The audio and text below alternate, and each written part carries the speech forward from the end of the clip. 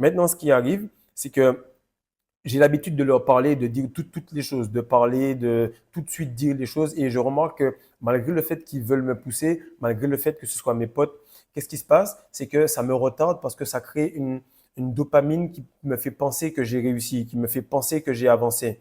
Et tu dois te dire, mais si toi tu parlais autant et que tu fais une vidéo sur les silences à ce point-là, c'est que tu as bien un protocole. Mais le protocole, mon frère, c'est que si tu veux apprendre à moins parler, il faut que tu apprennes à moins manger. Donc, qualité d'entrée égale qualité de sortie. C'est un pote haïtien qui disait ça.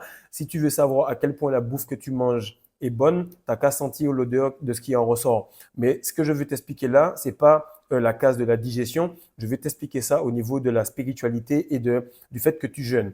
Pour les gens qui font Ramadan, normalement, quand tu es au Ramadan, frère, tu la fermes direct. Déjà parce qu'il n'y a pas d'eau, mais en plus, il n'y a pas de nourriture et tu es complètement lockdown, lock-in pendant toute cette période-là. Et qu'est-ce qui se passe? C'est que lorsque tu vas apprendre à moins manger, tu vas donc être plus silencieux et tu vas remarquer que tu vas pouvoir beaucoup plus respirer parce que c'est la seule forme de nutrition que tu as. Respirer égale spiritualité et donc c'est le même truc. Et à ce moment-là, tu pourras observer les proies en train de bouffer, en train de brouter, en train de manger 3 fois par jour et surtout en train de parler toute la journée. Pendant que toi, tu vas agir, tu vas rester silencieux, ils vont tous être bruyants et réactifs par rapport aux événements, par rapport aux guerres et tout ce qui se passe à côté.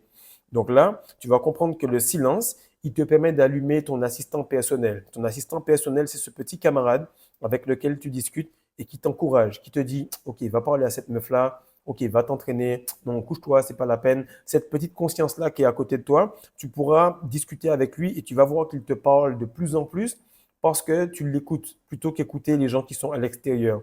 Et à ce moment-là, tu vas voir qu'il va te reprendre avant de faire une erreur, il va te reprendre avant de dire quelque chose.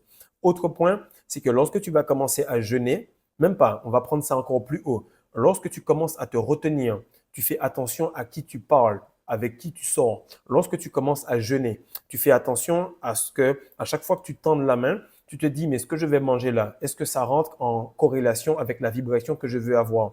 Eh bien, lorsque tu vas commencer à te taire, tu vas te dire, est-ce que ce que je vais dire là est une chose qui est bénéfique? Est-ce que ça va aider la personne ou est-ce que réellement ça va m'incriminer sur un projet? Donc, tu vas commencer à réfléchir et à discuter avec Dieu, donc avec ta conscience, avec la meilleure version de toi, et vous allez pouvoir avoir une discussion. Ce que les gens appellent folie, ben, les gens appellent méditation dans la spiritualité.